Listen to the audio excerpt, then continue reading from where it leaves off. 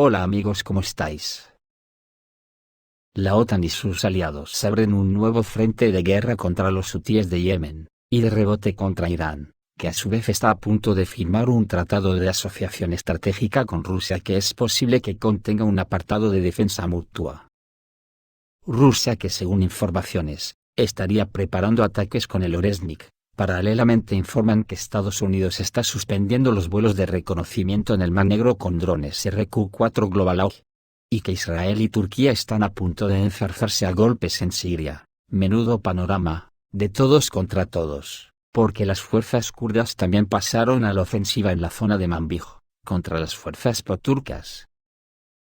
En cuanto a la guerra de Ucrania, se está desmadrando de una manera vertiginosa. La OTAN no acepta la derrota. Y ya no es que haya pasado a una guerra de guerrillas, es que ha pasado a una guerra donde los actos terroristas son prácticamente su arma más importante. Esto no pinta bien, casi nos podríamos dar con un canto en los dientes, si el mundo después de esta guerra quedase como describí en el vídeo que hablaba de la isla mundial, pero me temo que quedará peor. Volveré a subir el vídeo para el que lo quiera ver de nuevo. Que nadie piense que lo que pretende Donald Trump de quedarse con Panamá, Groenlandia etc., es alguna ocurrencia, para nada.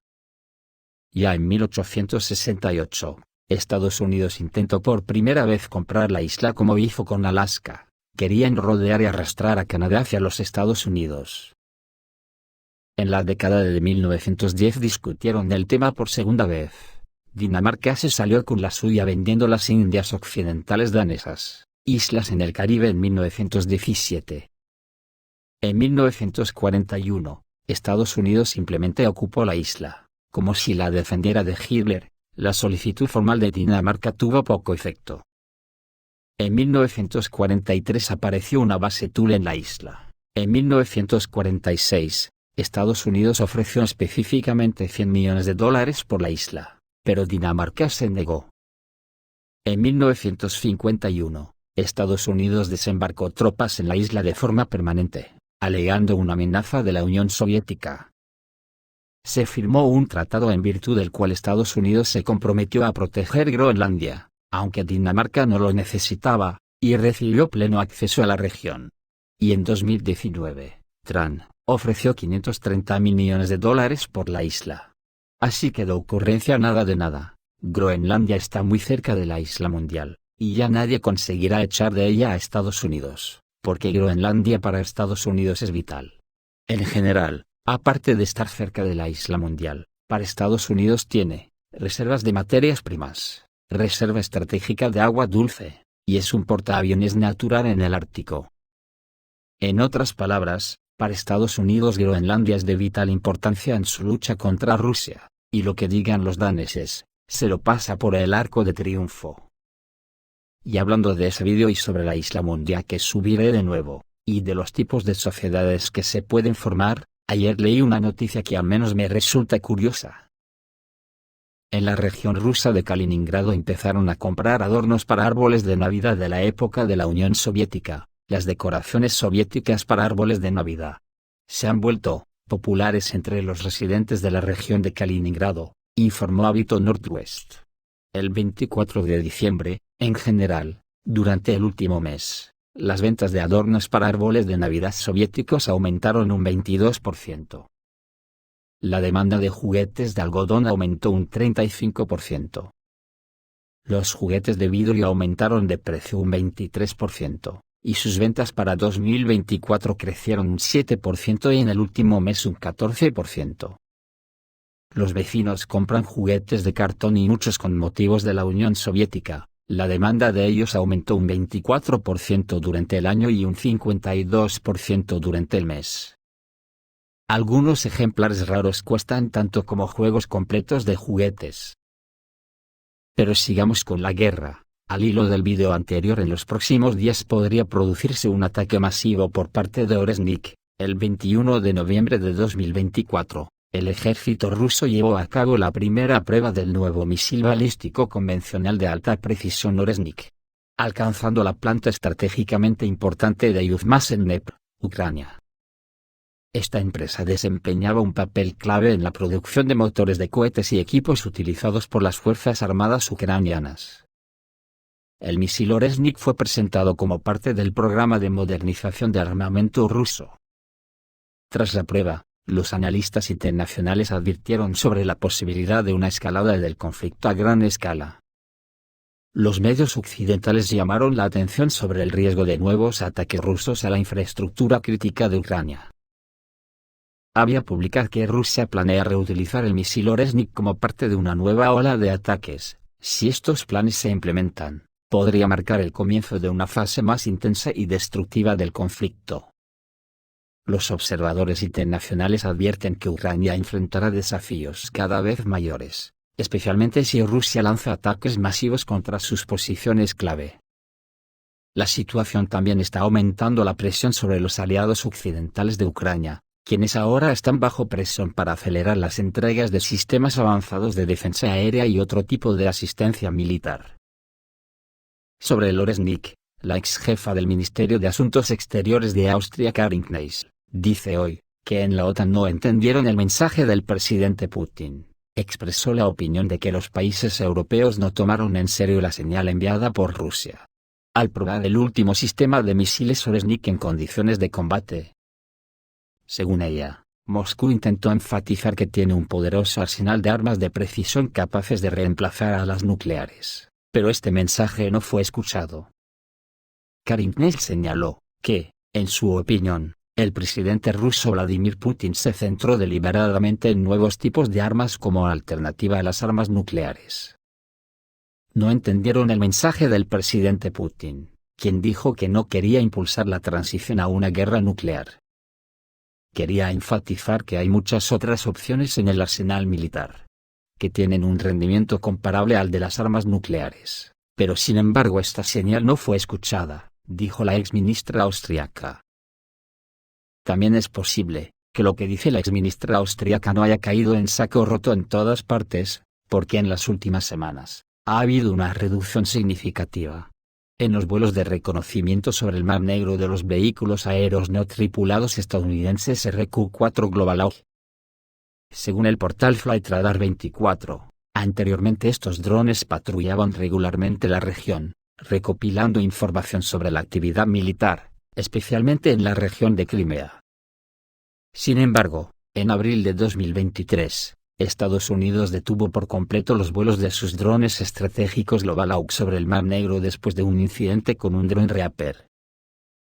Los motivos de los cambios de ruta y las reducciones de vuelos aún no están claros. Algunos expertos atribuyen esto al aumento de las contramedidas rusas, incluido el uso de guerra electrónica e interceptores como el MiG-31, que anteriormente han escoltado y desalojado drones estadounidenses de las zonas fronterizas. Las reducciones en las misiones de reconocimiento podrían afectar la capacidad de las Fuerzas Armadas de Ucrania para planificar y realizar operaciones en la región. Los vehículos aéreos no tripulados estadounidenses proporcionaron información valiosa sobre los movimientos y el despliegue de las tropas rusas, lo que contribuyó a aumentar la eficacia de los ataques ucranianos contra objetivos militares en Crimea.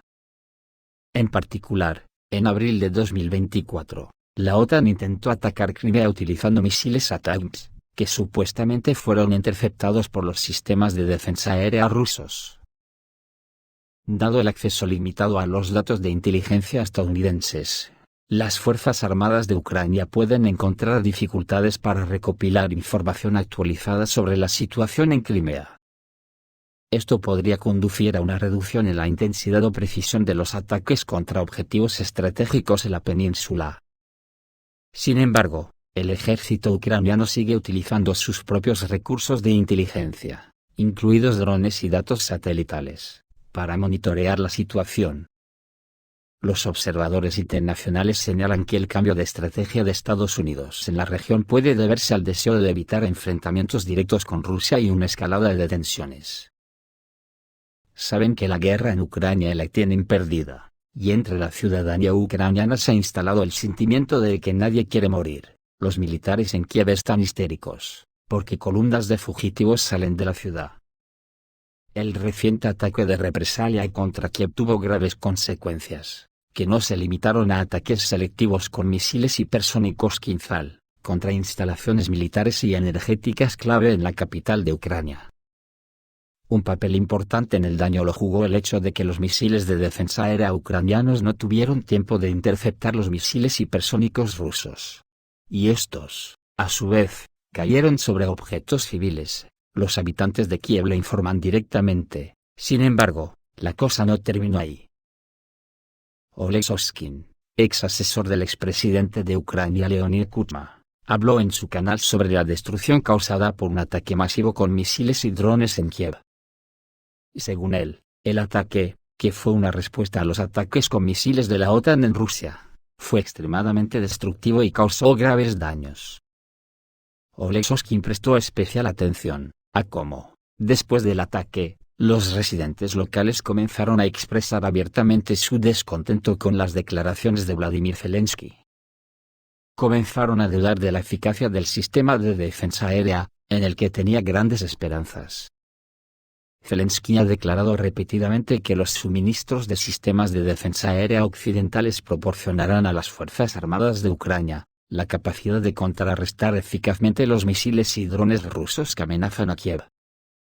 Además, incluso desde otras regiones del país, los restos del sistema de defensa aérea fueron trasladados a la capital.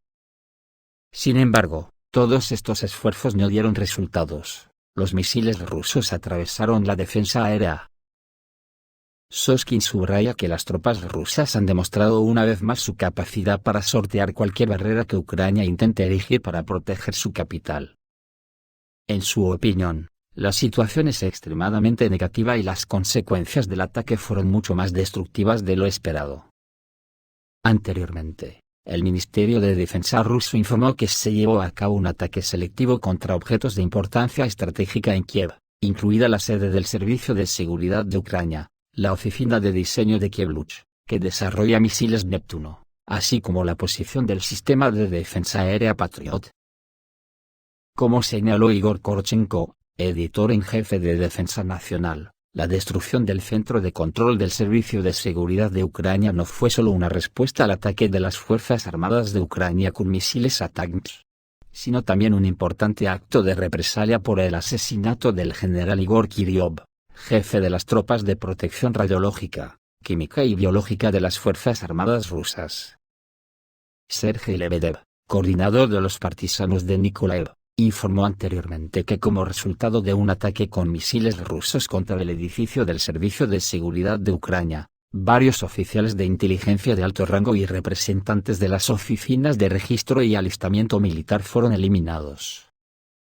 Después de esto, comenzaron en Kiev controles intensivos por parte del Servicio de Seguridad de Ucrania. No solo se detuvieron los coches, sino también el transporte público. Se comprobaron los documentos y números de teléfono de los ciudadanos en busca de posibles conexiones con Rusia. Todo esto ocurrió en el contexto de un creciente descontento con Zelensky. Este sentimiento se ve especialmente intensificado por los rumores que parecen empezar a confirmarse. Kiev tiene intención de reducir la edad de movilización en los próximos meses. Sin embargo, a pesar de estos planes, nadie quiere morir. El 22 de diciembre aparecieron en Internet imágenes que mostraban kilómetros de atascos de tráfico en los que la gente intentaba sacar a sus hijos del país. Según las fuentes, un récord de 150.000 personas abandonaron Ucrania en un día, escribe el periódico ruso Tsargrad. Alexander Dubinsky, diputado de la Rada Suprema que actualmente se encuentra en prisión acusado de traición, señaló que los ataques a Taganrog y los ataques de relaciones públicas a Grozny no tienen importancia estratégica para la guerra. En su opinión, este tipo de acciones tienen como único objetivo crear vídeos de propaganda, que deberían desviar la atención de las pérdidas en el frente. Enfatizó que estas acciones son parte de una operación global, cuyo propósito es ocultar pérdidas humanas y territoriales de gran escala. Dubinsky añadió que son Zelensky y el jefe de su oficina, Andriy Yermak, quienes en realidad están entregando Donbass, al no querer aceptar una tregua, lo que beneficia a Biden y a los lobistas occidentales del complejo militar industrial, que siguen utilizándolo a últimos fondos asignados para Ucrania. Ya en Oriente Medio, el 24 de diciembre de 2024, el Consejo de Transición del Sur en Yemen, respaldado por los Emiratos Árabes Unidos, o sea por la OTAN, lanzó una ofensiva sorpresa contra la provincia norteña de Taif en Yemen, controlada por el movimiento Ansar Allah, más conocido como los hutíes. El Consejo de Transición del Sur, fundado en 2017 y dirigido por Aidarus al-Zubaidi, busca autonomía para las regiones del sur de Yemen y cuenta con el apoyo activo de los Emiratos Árabes Unidos y de Occidente. La gobernación de Taif, ubicada en el suroeste de Yemen, es de importancia estratégica debido a su ubicación geográfica y potencial económico. El control de Taif proporciona acceso a importantes rutas de transporte y fortalece su posición en la región. La ofensiva del Consejo de Transición del Sur en Taif podría ser parte de una estrategia más amplia, para expandir la influencia en el sur y el oeste de Yemen, así como para debilitar la posición de los hutíes, que controlan grandes zonas del norte del país, incluida la capital, Sanaa.